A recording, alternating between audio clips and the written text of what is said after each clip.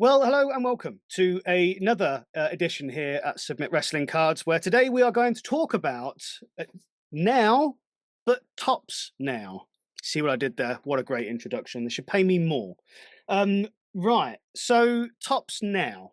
Stop shaking your head, Kev. um, it's not a secret that we are not massive fans of the modern scene for cards, but there is a big but. I think we give a lot of respect and a lot of appreciation where it's due. But I think Tops Now has kind of got us a little bit.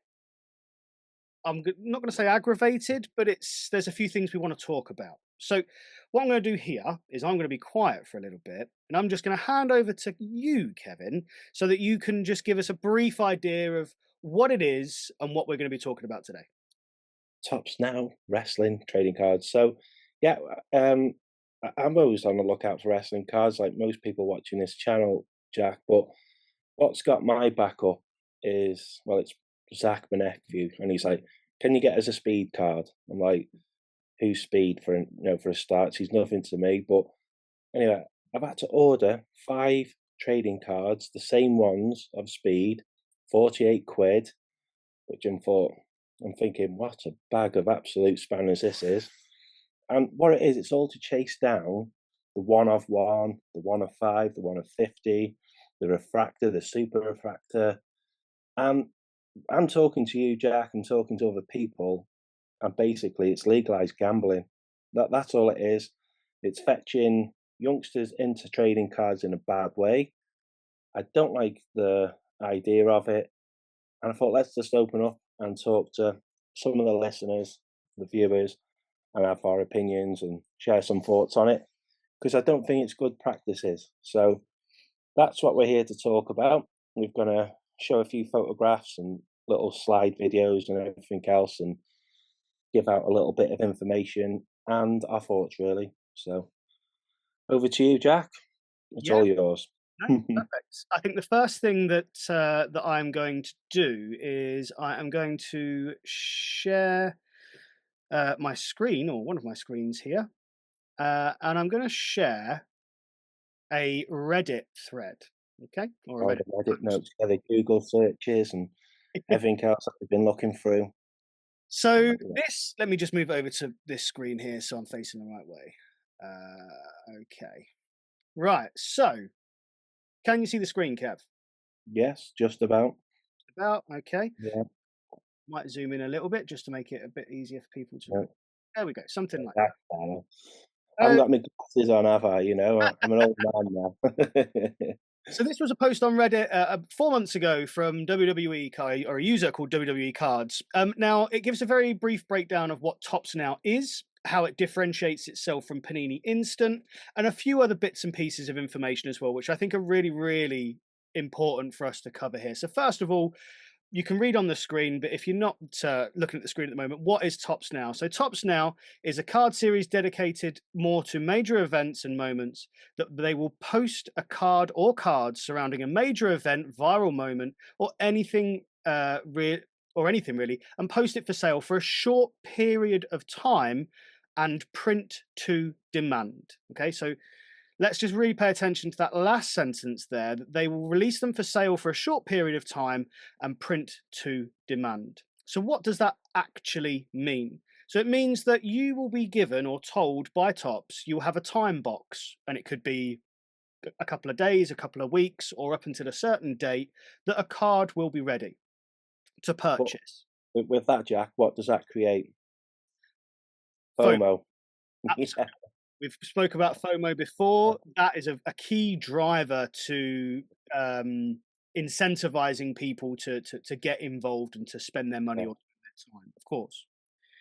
So with that time box, there is also a print to demand feature, which means that at the point of sale, Tops may not actually know what the pull rate is going to be because they don't know how popular the card is going to sell. This creates a little bit of a legality problem because you can't sell a product with a pull rate if you don't know what the pull rate is at the time of the sale. So Tops have to be a little bit smart about this. And what they or what I've found and what I've heard, and I don't know if this is absolutely true, but this is what I spoke to a few people. This is what they've said.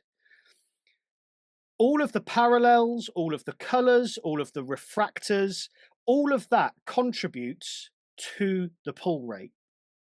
So if Tops sell 1,000 cards and they say the pull rate is 1 in 1,000, they put one special card in. But if they sell 100,000, then they have to put 100 cards that could contribute to the pull rate in, which could mean 99 refractors and one auto. See the maths there a little bit? They depend on how many they sell, is depending on how many they consider can hit the pull rate. That's a deal. There's a problem because Yeah. obviously they're going to market a lot of these cards based on the autograph, the one of one, and things like that. But you could end up just pulling a refractor. There's a slight problem. Yeah.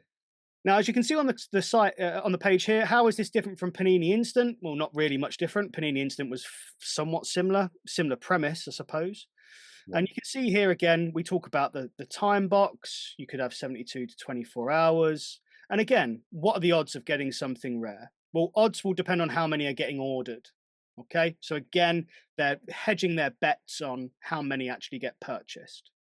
So, Kev, you've touched on it a little bit, but just tell us from your side. You mentioned the FOMO, the missing out. Why was it that your nephew, sorry, Yeah. specifically wanted that? Oh, in his head, he's getting the one of one, the rarest wrestling card out there. He's selling it. He's moving to Miami. He's having a holiday around the world and retiring at the age of 15. But in reality, it's a 50 quid burden where it's getting him into gambling, and it's not a good practice for trading cards. I mean, as adults, for us, it's a case of, well, you can control what you do, but you have a nagging little kid at your side and think, all right, I'll do it this once. But in reality, you're not going to pull a one of one. You're not going to pull a one of five, one of 50. How many WWE wrestling fans are there around the world? Absolute thousands. They sell at WrestleMania, whatever. People want a piece of the action. So getting down to the nitty gritty, and you're not going to pull anything. It's just, I say, it's legalized gambling, which it's just not going to work. Why not just chuck it in a card pack and hope for the best that way? Because Tops know that they've got the market for this, and they can just print what the hell they want, and there's plenty of fools that are going to go out there and chase it. That's my side of it. Okay. People are going to shoot me down and say, "Oh, you know, the choice is yours. You don't have to do it." But come on, try telling that to people like us who buy all sorts of wrestling trading cards and stickers. The natural reply to that argument is, how is that different from putting a one of one into packs of cards and people and going and buying the packs of cards? How is it different? Yeah, for me, it's like, well, you're buying the actual pack of card. You're not buying that one of one. So you're after other cards as well. If you get the card in a pack, then you've got lucky and good luck to you, sort of thing. But it's not going to work that way with this Tops now malarkey, is it? I think for me, that there is a difference, and there is an argument you can put to reply to someone that says, "What's the difference between them going in packs?" And that is, if I buy a pack from a set, I may get 6, 8 different cards from Yeah, that set. One of them might be a card that I really enjoy. One of them might be a card that I think is really cool and it goes into my personal collection. I might sell some of the others. I might give some of the others away, or I might trade them with other people who need them to complete their set. If I'm yeah, buying 5 of the same card, yeah. what am I getting that is It's so fun in that. Yeah, I'm getting 4 pieces of card that are identical to one of them, and all 5 of them are the same. I'm not getting anything, I'm getting nothing different. yeah, So in that situation, I think there is the argument to reply, and there is the argument to return, that I'm actually getting more of a product when I buy a pack than I am from buying these specific print runs. 100%. Now, one of the other points that I just want to quickly raise, something that Tops now have put in place, is that to master a set, I know not a lot of people now master sets, but to master a set, they may actually include a specific card that you have to buy from Tops Now directly. Wow. So you're Yeah. actually being forced to, you can buy 57 Yeah. packs, but you still have to go to Tops Now or the secondary market to buy one of the base set to complete your set. So that's another thing that Tops Now I've got something like 435 cards in the latest WWE Top set, which is, you know, that's like an entire sticker album, but of cards, isn't it? When you look at well, it, my it's very favorite good. set, Slam Yeah. Attacks 2021, was over 500 cards. If you Wow. break it down into, Wow. they're not quite at that level of insanity yet, but they're not far off. I think you've got about 3 or 4 of them sets, haven't you, Jack, stacked away somewhere in your collection? I don't know. I think with help from Scott, I think I've probably got about 20 sets. Yeah. So, Um. So shout out to Scott, by the way. absolutely. Yeah, SC cards, good Yes. guy.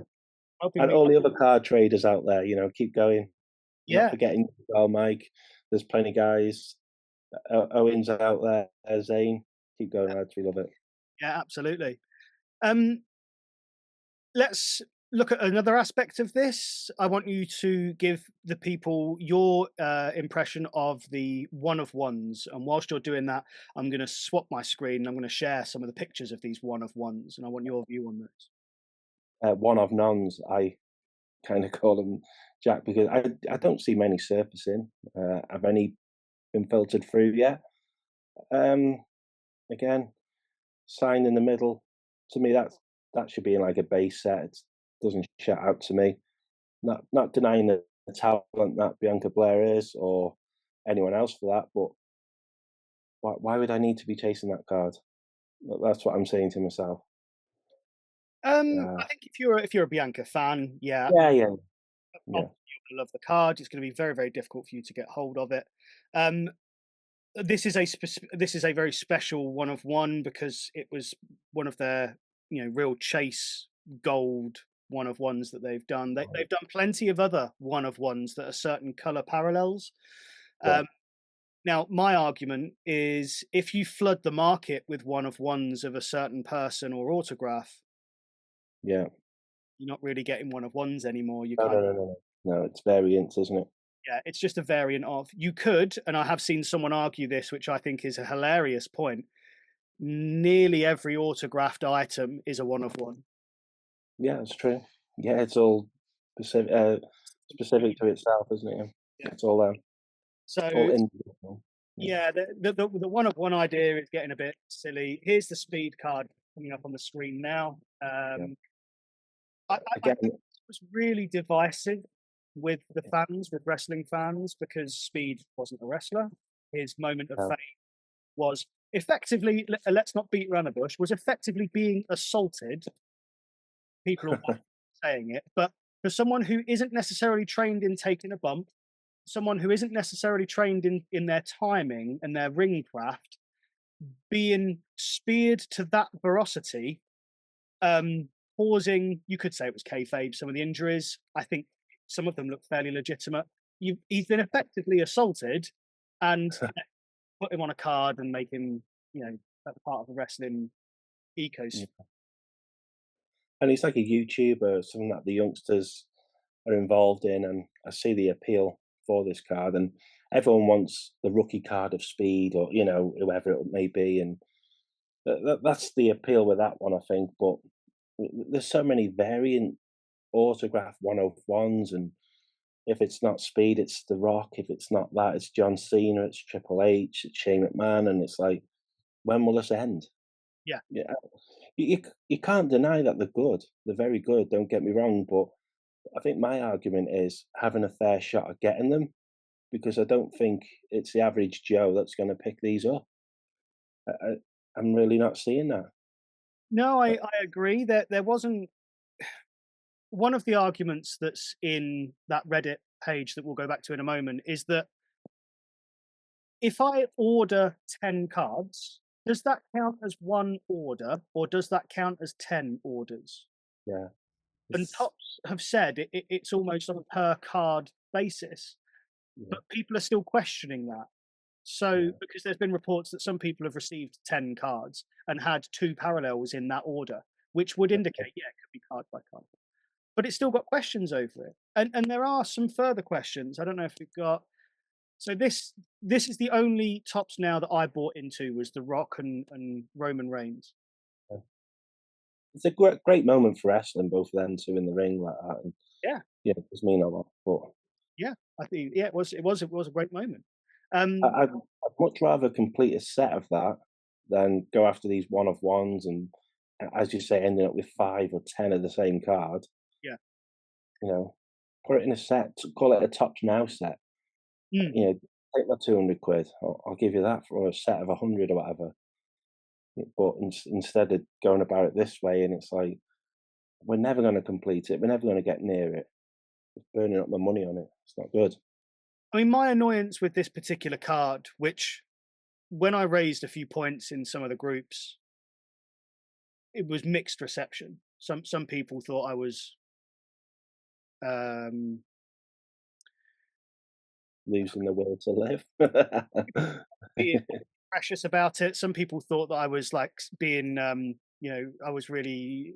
I can't think of the word that they use now. I can't remember. Anyway, but the point that I made was that when Tops said there was a cut-off date for purchasing this, they were correct. Yeah. When they said that the cards were going to be delivered and released and delivered, they delayed. So Yeah. it meant people were hanging around a little bit. Okay, fine. Then they said, we're not going to be shipping to Europe. We're going to let everyone in America have theirs first, and then we're going to ship to Europe. And there was a gap of 2 weeks. So they shipped everything out to America, and nobody pulled the card. And I said, watch what happens. Watch to see if it's someone from Europe that pulls the card. Because if someone in America pulls the card in those first 2 weeks, no one in Europe's going to open their packs. They're going to bin them as soon as they turn up. And it's going to Yeah. leave sour taste. Yeah. And people started poking and laughing and saying, "Oh, you're being so pretentious about it." What I'm not. What I'm saying is, you can't upset half of your fan base because you've delayed postage. So then they got released into Europe, and everyone opened them up, and no one posted the pull. So no one knows, as far as I'm aware, no one's gone public with this card. In fact, no one's gone public with the speed card. In fact, no one's gone public with the triple. So where are the hits? Where are they? Because no Yeah. one seems to be coming out in public. And let's say, for example, that I pulled this card. Okay, Kev, you pull this card. What's the first thing you're doing? It's right on Facebook. It's on Twitter, Instagram. You know, I'm right out there sharing it, or I'm sending it to PSA straight away. You're gonna you're probably going to speak to Goldin or Yeah. someone and say, "I've just pulled this. Help me. Yeah. Maybe I don't want to go public. Maybe I want to go stay private, but I want to get the most I can for this card." So you go Of through Goldin, it goes to a buyer, someone pays an extortionate amount of money for it, you get paid, they spend loads of money, they're going to go public with it. course. Yeah. It'll be out there, won't it? Someone who Yeah. spends 100, 200,000 pounds, whatever the value may be on this card, someone's going Yeah. to go public, and nobody has. So where are the hits? And it's not just this one; it's the triple, it's the speed. Where are the hits? Not seeing them, are we? Exactly. But saying that, we're not really seeing one of fives or one of tens or variants, sign versions, or you know, we're not seeing that, are we? I've seen a couple of parallels go up for sale in on eBay, but Yeah. other than that, I haven't seen any others. I'm No. just going to go back to that Reddit page because I just want to play a little game with you here, Kevin, which is going to be quite interesting. Here we are, back to the Reddit page now. Okay, so let me just move some things around. Here we are. So this was the pull rate. Okay, so for Triple H, for you to pull, and this is out the bottom here, for you to pull a Triple H out of the sets, it was 4.6. There was no autograph in the Triple H ones, by the way. They were just parallels. Yeah, the standard release, weren't they? 8.99. Yeah. Yep. Yeah. Roman But, Reigns yeah. pull rate Go of on. anything is 1.86. Unreal. Okay?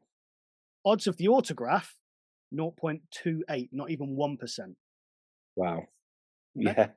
So now we're getting to some really silly pull rates here, really silly. Odds of a parallel, just 1.5%. So out of all of these, this was the highest print run out of all of them was the Roman Reigns and The Rock, which was the one I went into. Pull Yeah. rate 16,000.